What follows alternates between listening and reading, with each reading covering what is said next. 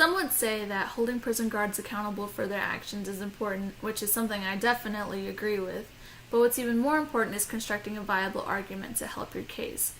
As part of a class assignment, I'm going to refute the New York Times editorial, Holding Prison Guards Accountable, published on December 7th of 2017. But that does not mean I don't believe in the case. As I stated earlier, I do believe that we should hold guards accountable for their actions, and that we should not pardon anyone of a higher standard just because of the title they hold. However, I do believe that the editorial could have been written better to strengthen its argument. Now, I'm not claiming I'm a professional writer, a political person, nor that I speak for everyone, but as a reader, I do have opinions and I'm going to state them in this speech. Now, one of the first things that came to my mind when I read this is that it relies way too much on pathos.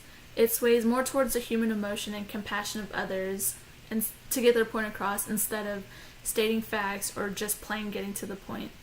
And using too much pathos can lead the reader to believe that this editorial isn't as credible as it should be. It is clear that the main topic of the editorial is that the governor of New York needs to push for a more sensible disciplinary system, but the majority of the editorial talks about an inmate named Kevin Moore. His case takes up 7 out of the 12 sentence-like paragraphs, thus making the editorial seem biased as well. The next thing that comes to my mind when I read this is that it's structured very weird. It is unlike anything written by an adult or any other editorial. Speaking of editorials, there is a New York Times editorial called Grammar Again, stating the importance of proper grammar, and people that aren't grammatically correct are called grammatical criminals.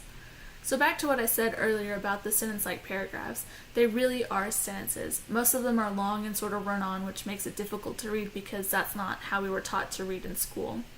Each paragraph is at most 2 sentences, and the longest paragraph is only 417 words, and it is the very first paragraph that you read.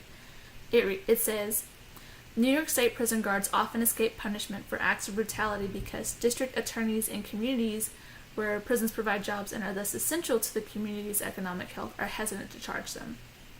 In my opinion, that sentence itself is too cluttered and way too wordy, and it's not a great start to something you want people to actually read. To quote Grammar Again, a genuinely English grammar would be comprehensible and therefore easier to master. It would prevent, as nothing else can, the steady wearing away of the force and flavor of our mother speech. I agree with you, New York Times editorialist, but I do have to admit that what I just quoted is an archive from the 1920s New York Times editorial, but the truth is still self-evident. Lastly, it didn't really state what the governor could do to fix the prison system problem besides saying that it needs to be like a system used by the state police.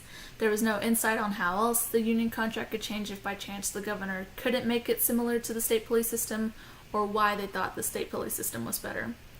It does sort of explain what the state police system does, but it doesn't state what the current prison legal system is like, so there's nothing for the reader to compare it to, thus lacking sufficient evidence. And according to the Michigan Law Review and any law review, the legal system can induce fact finders to convict only if sufficient admissible evidence proves the defendant's guilt. Therefore, since there was not enough evidence that the prison's legal system ways are wrong, are they really wrong? To conclude the speech, no, I don't think that this editorial, Holding Prison Guards Accountable, did its case justice. In all, it was okay, but being the topic that it was about, it could have gone much further.